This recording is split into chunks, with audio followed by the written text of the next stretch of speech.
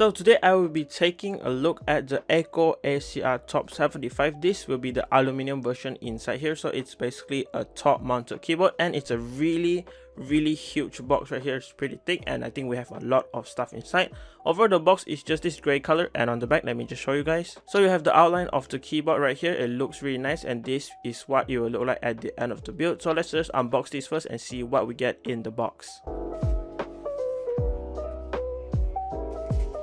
So the first two things you get is actually the plate for the keyboard, and the first one is the FR4 plate, which looks awesome, and you also get a really glossy and shiny brass plate.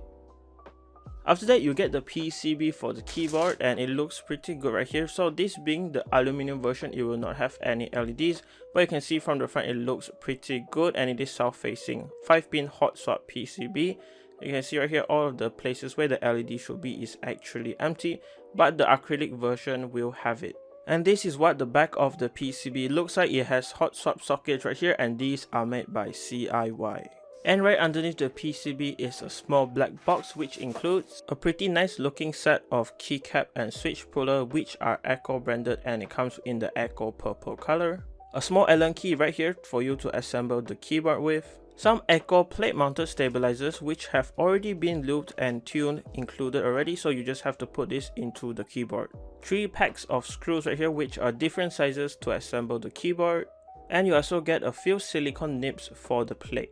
And as you can see over there, there's also a coil cable included and it looks pretty good to me. It's really nice that Akko includes one. And moving down further in the box, you do get the Akko ACR 75 user manual. And you can pause if you want to read it, but I'm just going to flip through it pretty quickly inside the video.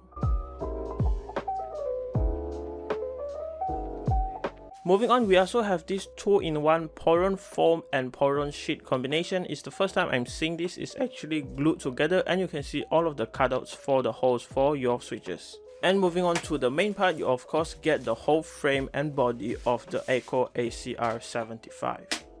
First impressions, the aluminum feels really nice and really smooth. It does has like a matte texture on it, and this will be the top part where everything will be set in, like the PCB and the plate. And as you guys can see right here, for the bottom of the case, we do have a really thick and nice silicone dampener right here. It's actually molded to the shape of the keyboard and it just sits on the bottom part of the case. And this is the bottom part of the case. You can see a small little daughter board right here for the USB Type-C connection port. And on the back, it's also pretty nice. You have your 4 non-slip feet and you have the Akko branding right here on the bottom right corner. So that's actually everything you get in the box. Honestly, it's a lot of stuff and I think it's quite worth it. And these aluminum feel really nice. I really love the finish on them. Now let's start the build. Alright, I'm starting with the plate first. So for this build, I'm actually going to be using the FR4 plate and you just have to install the O-rings, and I'll be using the given plate mounted steps because I want to see how it feels like as a whole package. The silicone O-rings are pretty easy to install. They just fit on all of these nibs protruding out of the plate, and there's 9 of them in total. You just have to slip them on and they should just fit into place.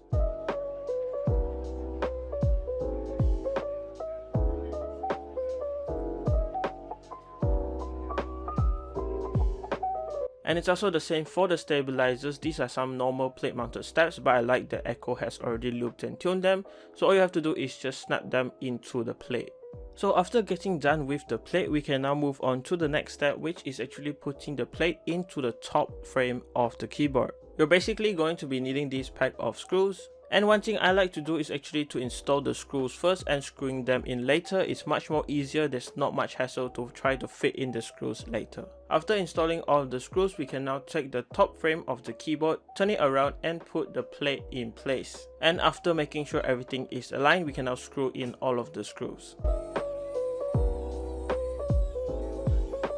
With the top part now assembled, we can start layering all of the things we're going to be using in the keyboard and installing it like this. I then layered the Poron foam and the IXPE silicone switch pad. After that, I placed the PCB on top of the switch pad. Then the molded silicone case foam also went in. Then I connected the PCB to the small Type-C daughter board and closed up everything with the aluminium bottom case. And if you're wondering, I did not use the standoffs for the plate and the PCB because I want it to be a little bit more flexible. And to close up the whole thing, you of course need this pack of screws and you just have to screw everything together.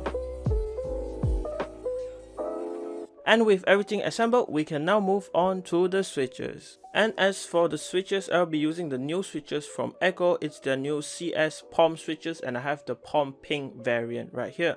And on the back of the box, we can see a few specifications about this switch. You can see the operating force, the total travel, and the P-travel. And if you're into graphs, you can actually look at the operating force graph right here, and you can take a look at it. And these switches come really nicely packed, and they also come with 45 pieces in one box. And this is what the switch looks like close up. You can see it's overall a whole like pink color as the name POM pink. And on the back you can see it's 3-pin hot swap, and there is a cutout for the RGB LED to shine through. The whole thing is made out of a POM material, and I think it will sound pretty good in an aluminum case. And out of the box it does feel pretty smooth. I'm really excited to try this out. Let's put them into the keyboard.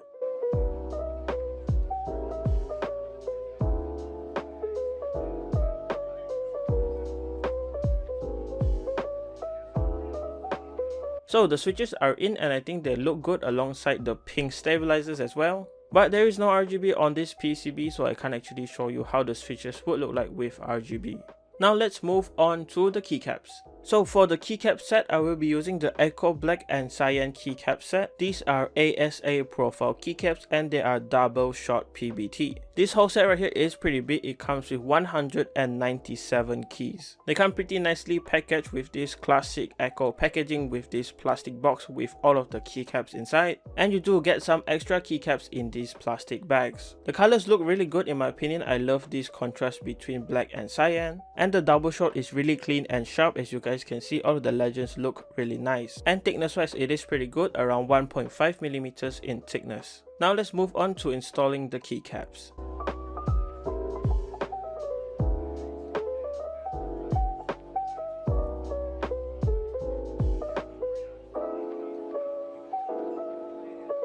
So this is what the keyboard looks like with the keycaps installed. Everything looks really nice. I would say that the final build and color scheme is really fitting, and you can't really see any of the pink which is inside the keyboard. So with everything practically done, let's move on to the typing sound test and hear how this keyboard sounds like.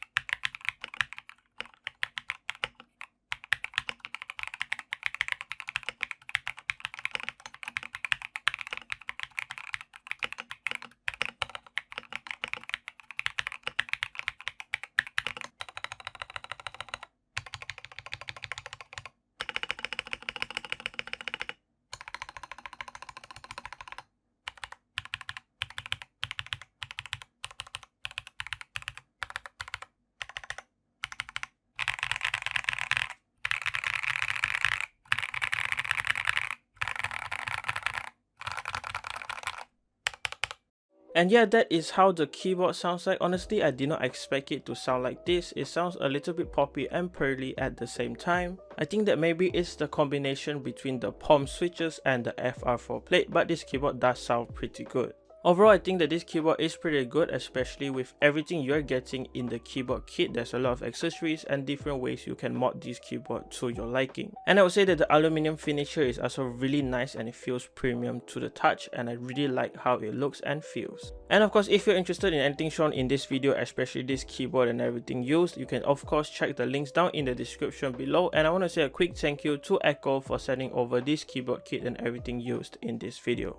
And that does it for this video, guys. Leave a like on this video if you liked it, dislike this video if you didn't like it, subscribe to my channel if you haven't. I have even more content like this one coming very soon. And as always, thanks for watching. Goodbye, guys.